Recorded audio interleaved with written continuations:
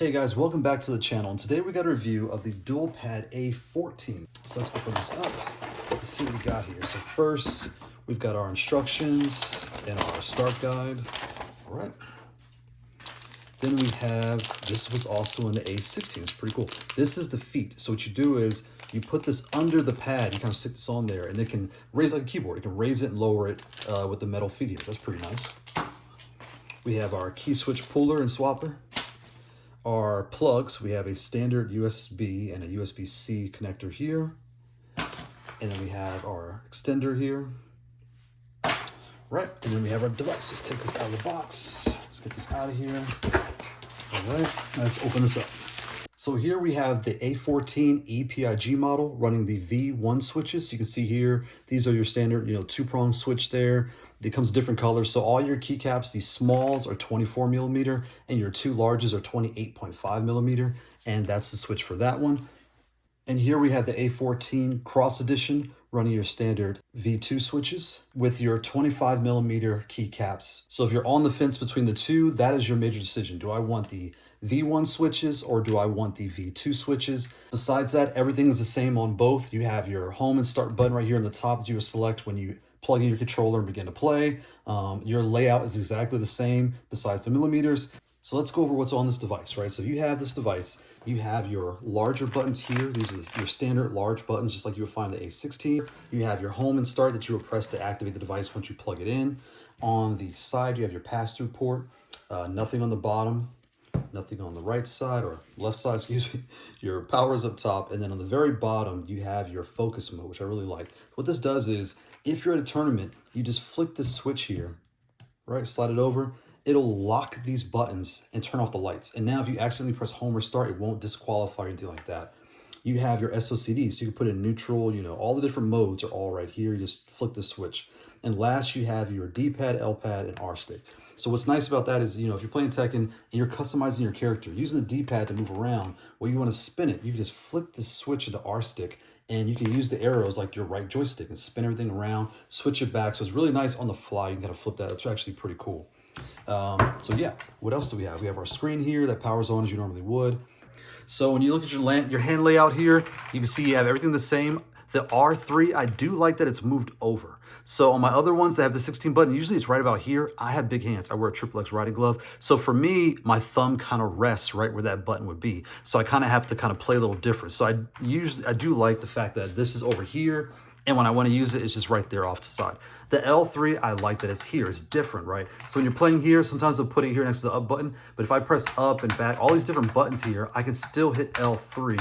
With practice, you can get to L3 as you're going through all the motions, right? So that's what's different here and what makes it really unique compared to other pads that I've shown on the channel. So how do we connect to our consoles? You connect your cord to the top. If you're on the Xbox Series X, here is the Wingman XB2. Do not buy this. This no longer works. You will need to get the Mayflash Magic X. This works just fine. The smaller device here is the Mayflash MagicBoot for Xbox One. This works on your Series X and S as well. If you're on the PS5, you have your Brooks, the Wingman FGC. You have your Mayflash, the Magic S Ultimate. You have your Mayflash MagicBoot. Again, this is PS4, but this works on the PS5. And last, you have your COSMOX Hot 42 Booter 5, and this works on the PS5. So if you read the instructions, they will tell you to take the adapter and connect it here to the side of the pad, and then connect your cord to your console. So if you're playing on your lap, I do not recommend that. You can see this is already here, it's kind of wobbling. This is going to be on your lap, and this will break, right? So I recommend taking it out, plugging it to the end of your cord here, plugging this into your console and doing it this way.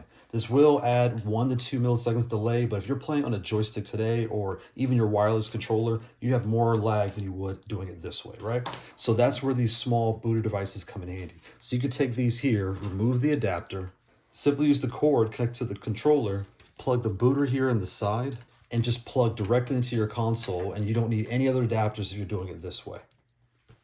For those that follow my channel, we're going to do the standard paper test, right? Grab a piece of American printer paper, I believe it's 8.5 by 11, turn it sideways and put it down. And put an adapter on the side here, and you can see this is roughly one piece of paper and 1 adapter wide, right? And when it comes to height, it's basically the size of the adapter.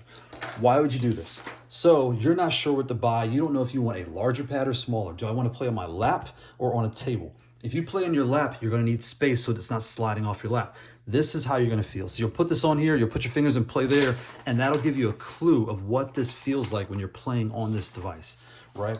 So we'll get that out the way. Okay, next, let's go ahead and compare this to some things on the table.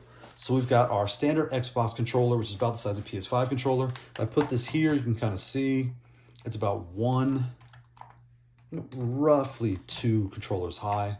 And this comes to wide, 1, 2, roughly 2.5 controllers wide. So this is in your larger class, flat style leverless controller, right? Let's see what we got next. We have my original leverless here, the Fightbox B1. So I'll put this kind of on top here. You can see how this sizes up, roughly what an adapter,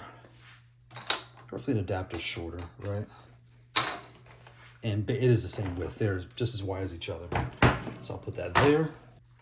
So then we have our Hot 42 T16 that we purchased, right? So this one here we'll put down, and we can see it's the same width. It's almost the same height. It's basically, it's an adapter head, just a silver part there, taller than the T16. When you look at the layout, right, I'll kind of put that there. The R3 again is right about here on the T16, but it's moved over and down on this device. The L3 is moved up and right over to your pinky. So I'll put that off to the side. And then we have our big boy, right? The joystick. If you're a joystick player, put this down here. You're wondering, how's it going to compare? So I'll kind of size it up this way, and you can see it is roughly, almost as wide. What is it? Maybe put this here. Yeah, about 2 adapters. It's about as wide as this plus 2 adapters. And when it comes to height, it is basically the same height by maybe the silver part of an adapter, right? When it comes to weight, there's no comparison. The Mayflash, and again, the weight is nice if you're using a joystick because it won't slide off your lap. But this thing is heavy, right? Compared to this has weight because it's large, but I'm using one hand. It's not outrageous. So it won't feel like paper. It's not going to slide all over the place, but it does have a nice piece of weight to it because it's a larger pad. So that's the DuelPad A14. This is the EPIG model. This comes with the V1 switches. They also have their DuelPad A14 Cross model with the V2 switches. Thanks DuelPad for sending this out and also sending the extra keycaps so I can try that out. Everything fit really well. If you're into the V1 style, you're going to be set and good to go with the EPIG model. I am a fan of the Cross, so I would be ordering the Cross model, and that's where I'll point folks to that I prefer the V2 switches. Get the Cross model, everything's the same, the V2 switches, and you'll have the standard keycaps that we're all familiar with, and you'll be off to the races. All right, so thanks DuelPad for sending this out. Thanks for watching. Bye.